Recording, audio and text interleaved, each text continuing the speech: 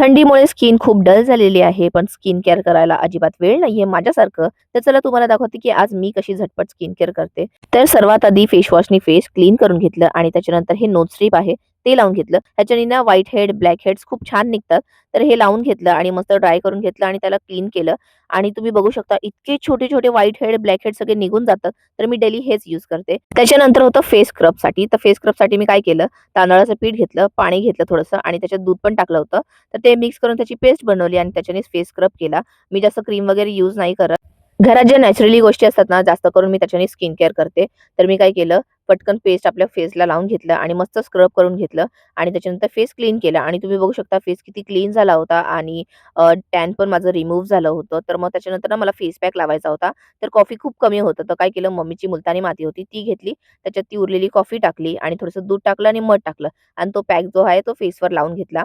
फेसला ना मी फक्त 2 ते 3 मिनिटच ठेवलं फेस पॅक आणि त्याच्यानंतर फेस क्लीन केलं. कारण थंडीमध्ये ऑलरेडी स्किन ड्राय असते आणि आपण अजून ड्राय केल्यावर प्रॉब्लेम होतो. तर त्याच्यानंतर फेस क्लीन केला आणि त्याच्यानंतर सगळ्यात मेन आणि इम्पोर्टंट म्हणजे मॉइश्चरायझर. मॉइश्चरायझर मी ऑल टाईम यूज करते कारण मॉइश्चरायझरनी माझी स्किन एकदम हायड्रेट राहते.